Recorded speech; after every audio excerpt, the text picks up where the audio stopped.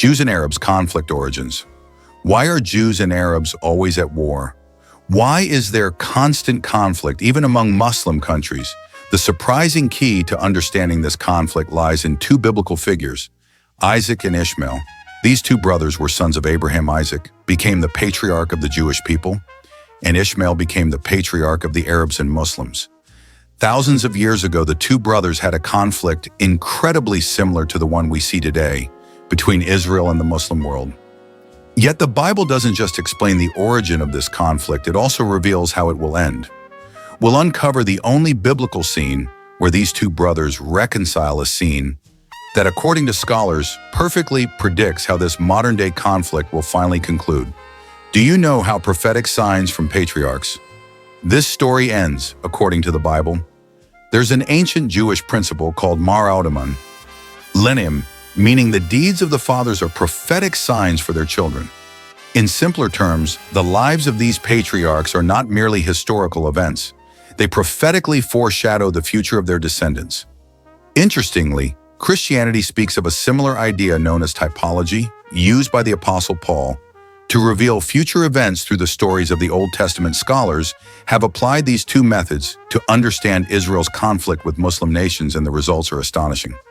Here's why this matters. Isaac and his mother, divine promise and conflict. Genesis. Sarah symbolized the people of Israel, whereas according to Muslim tradition, Ishmael and his mother Hagar represent the Muslim people. When viewed through this lens, everything fits perfectly into place. The conflict begins with a promise from God. Abraham receives a blessing for his descendants. I will make you into a great nation, and all peoples on earth will be blessed through you. Yet there was a problem. His wife Sarai was barren. She couldn't have children in those times.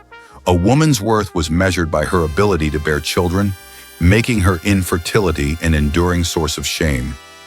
Later on, God would change her name to Sarah, which means princess. But to Sarah, that name felt like a cruel joke. How could she be a princess when she couldn't even give Abraham an heir? Time passed, and as they grew older and older, God's promise of a child seemed increasingly impossible. Eventually, Sarah was overcome with despair. It was Sarah herself who proposed a solution to Abraham, one rooted in the customs of their time. The Lord has kept me from having children. Go sleep with my slave. Instead, she gave him her servant Hagar, so Abraham could have a child with her. It was an act of desperation, but this solution soon caused new trouble.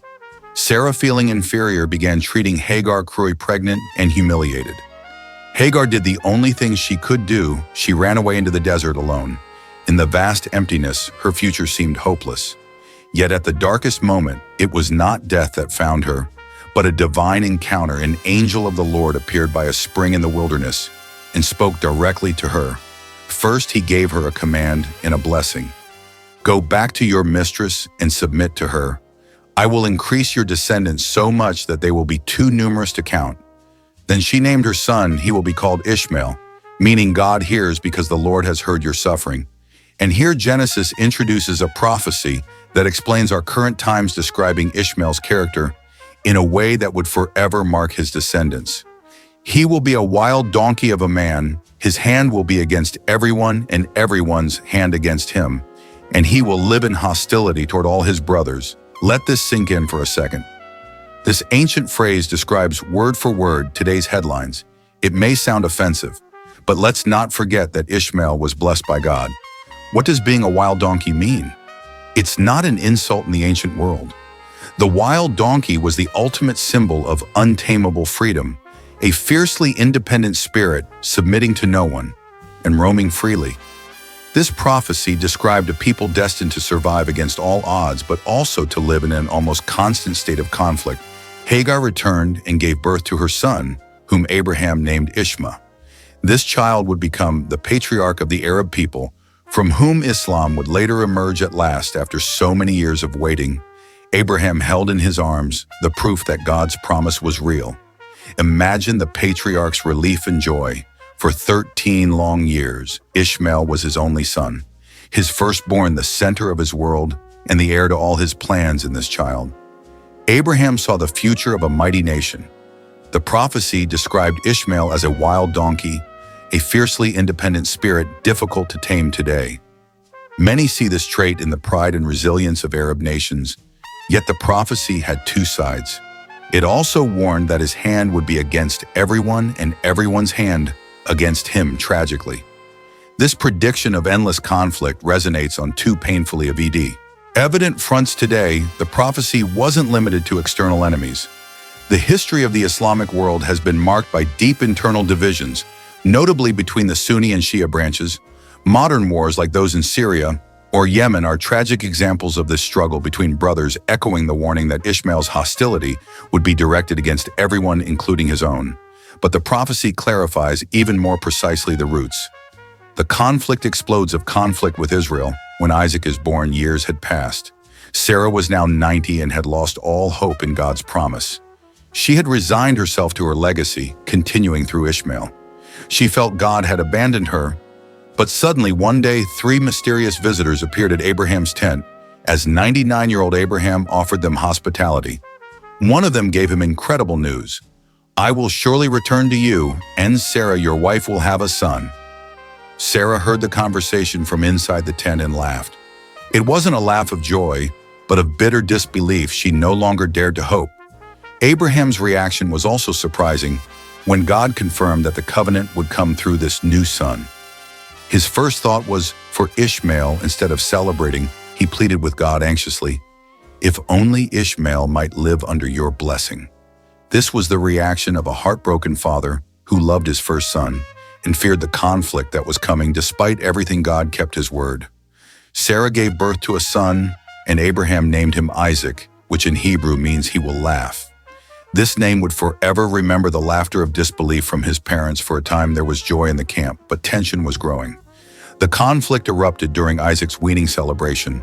Sarah saw Ishmael mocking his little brother. Here we find an important linguistic detail. The Hebrew word used for mocking shares the same root as the name Isaac. Ishmael wasn't just playing, he was challenging Isaac's place as heir, as if saying, "I am the firstborn, the true heir."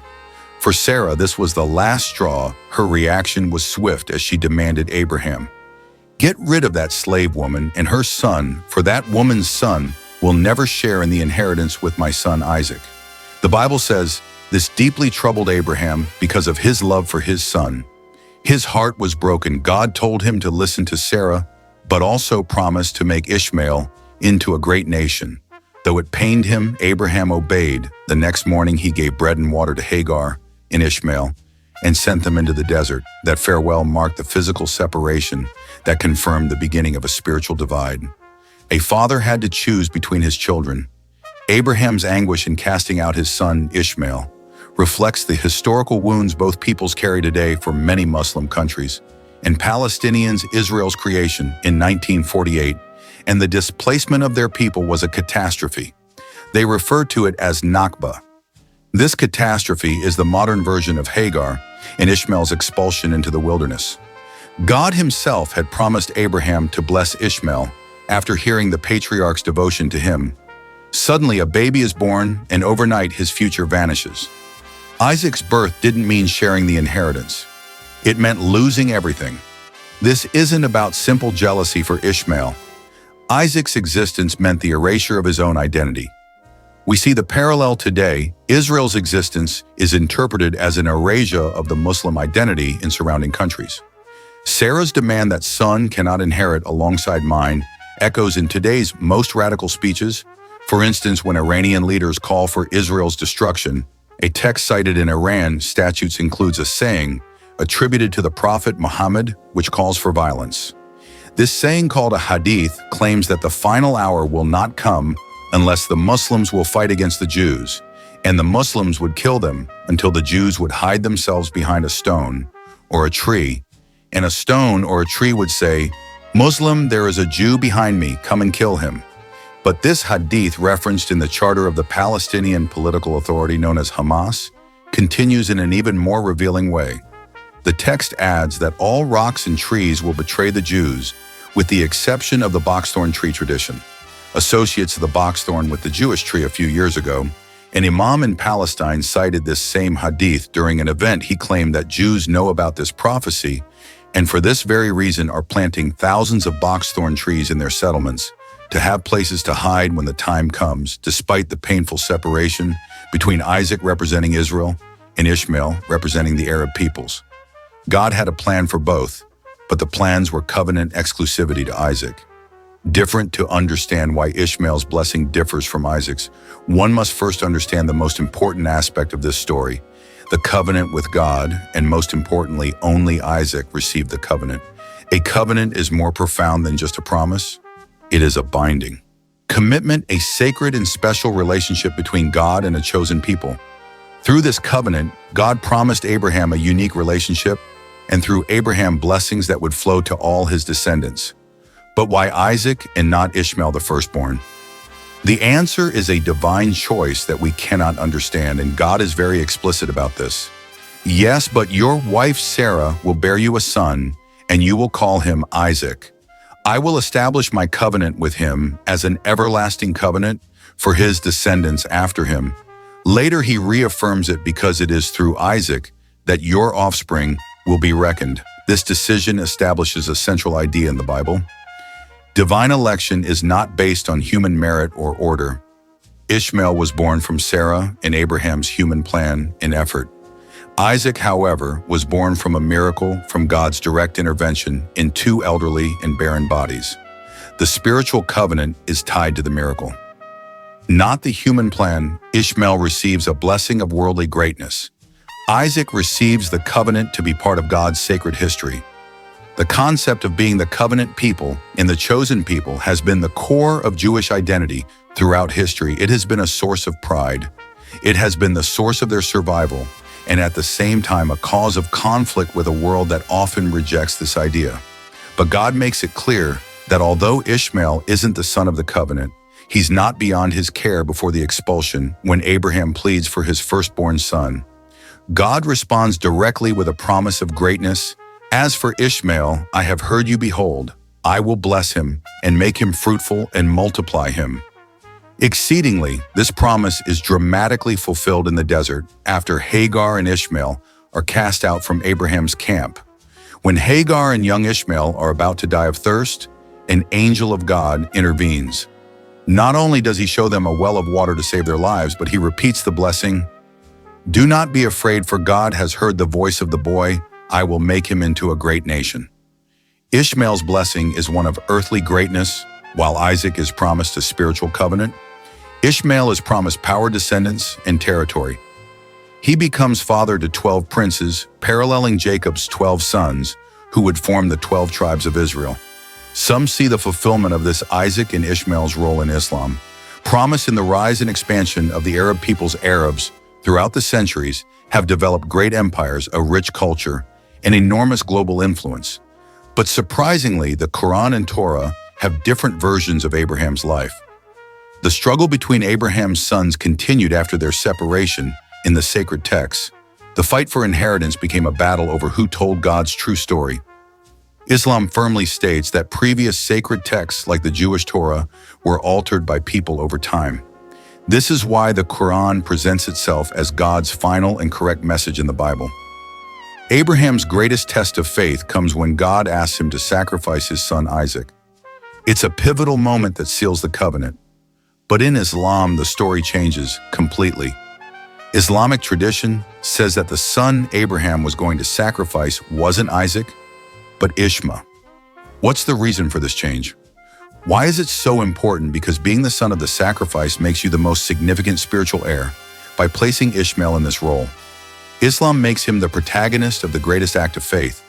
This shifts the spiritual inheritance through his lineage from which the prophet Muhammad descends. It's not a small change.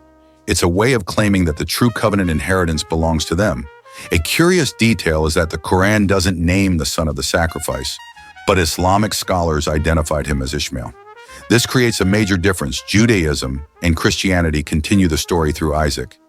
In contrast, Islam sees itself as a correction of that narrative and considers Abraham and Ishmael the founders of its most sacred place, Mecca. This battle to determine which story is significance of the Temple Mount. The true one has had real and violent consequences.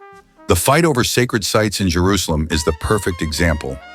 The most sacred place for Jews, the Temple Mount, is the exact same location where two of Islam's most important mosques stand today. It's like seeing one history physically built on top of another. Controlling this site becomes a symbol of which religion is right. A fascinating detail that makes this even more intense is what lies directly beneath the Dome of the Rock. Jerusalem's Golden Mosque. There sits a stone known as the foundation stone in Jewish tradition. This isn't just any rock, they believe it's the spiritual center of the world, the place where Adam was created, where Abraham prepared to sacrifice Isaac, and where the most sacred part of Solomon's temple once stood in Islamic tradition. This very same rock is the spot from which the prophet Muhammad ascended to heaven during his night journey. It's the same physical place, the same rock, but with two contradictory stories. It's not one story on top of another. It's two sacred texts colliding at a single point. Another fascinating detail is the famous Western Wall. Many believe it's a wall from the ancient Jewish temple, but it's actually the last remaining retaining wall of the 2,800 years Temple Mount complex for Jews. It's the closest place they can approach to pray at their ancient holy site, a symbol of both mourning and hope for Muslims. This same wall is known as the Barak Wall, where Muhammad tethered his winged steed before ascending to heaven. This is why control of Jerusalem is so fiercely contested. They're not just fighting over territory, but for control of history itself. It's one more future hope for peace. Chapter in the long and painful struggle to determine which story, Isaac's or Ishmael's, has the final right to claim the most sacred place on earth. But the prophetic interpretation of the conflict's end isn't bitter. On the contrary.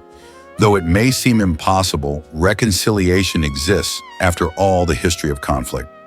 The Bible shows a surprising scene that offers hope when Abraham dies.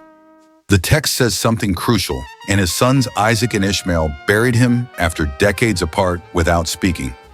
Isaac and Ishmael reunite to bury their father in that moment. They are just two sons in mourning. A key detail, according to Jewish tradition, is the order of the names Isaac and Ishmael, that Ishmael the elder allowed Isaac. The heir to be named first is seen as a great gesture of acceptance and reconciliation. This act is viewed as a sign for the children, a prophecy that peace is possible. Jewish tradition interprets this as a sign that in the future, Ishmael's descendants may reconcile with those of Isaac. The burial demonstrates that despite everything, God did not abandon Ishmael, and both remain Abraham's sons. This hope is based on God blessing both brothers. Though the spiritual covenant was with Isaac, the promise to make Ishmael a great nation was never withdrawn in current times. Although we remain far from resolving the conflict, some events have been interpreted as the beginning of mutual understanding between Jews and Muslims amid news of wars and tensions with Iran. Something that seemed unthinkable occurred, a direct echo of that burial where Isaac and Ishmael stood united in recent years. Several Arab nations, including the United Arab Emirates and Bahrain, decided to do something different. They signed peace agreements and normalized relations with Israel. The most curious and revealing aspect is the name they chose for these treaties. The Abraham Accords. For the first time in decades, modern diplomacy didn't focus on conflict, but deliberately invoked the common father of Jews and Muslims. It was a public acknowledgement that despite theological and political differences, the origin is the same. Another little-known example of reconciliation is that the deepest and most mystical branches of both faiths, Jewish Kabbalists and Muslim Sufis, often found understanding and an almost identical language. Their goal wasn't to prove that their religion was the correct one, but rather that they shared the same aim, dissolving the ego to unite with the divine, having the same purpose. They spoke a very similar spiritual language. Both systems describe the soul's journey in similar ways. Both Kabbalah and Sufism see life as a soul's journey, ascending through different spiritual levels or worlds to draw closer to God. Both describe God as an infinite and incomprehensible light, and humans as a spark of that divine light yearning to return to its source. The language of love is central to both traditions. They speak of a burning love for God that transcends all other feelings, a love that seeks total union. The common principle is clear when the search becomes personal and spiritual. Labels like Jewish or Muslim begin to lose importance compared to the experience of the sacred. In a way, both mystics accomplished what politicians often cannot. They met at Abraham's tomb, acknowledging that both were seeking the same and only God of their common ancestor. If they have so much in common, how could they have had so many conflicts throughout history? Because as we said before, the echo of the Father's actions reverberates in the actions of their children. We have seen two paths in this story, that of endless conflict and that of difficult human reconciliation. Jesus is the ultimate solution. But the Bible presents a third way, a solution that doesn't depend on politics or men, but on divine intervention. The coming of Jesus, the Christian faith presents Jesus not as a simple prophet, but as the definitive solution to the problem of human division. How does Jesus solve the conflict? The central idea is that Jesus doesn't take sides in the fight between Isaac and Ishmael. Instead, he creates a new family, where those old identities are no longer the main source of division. The Apostle Paul writes that Christ is our peace, who has made both one, breaking down the dividing wall of hostility. This wall of separation represents historical and religious hostility according to Christianity. When united with Christ, a person receives a new identity that transcends their earthly identity. They are no longer primarily Jewish or Arab descendants of Isaac or Ishmael, but part of a new spiritual family.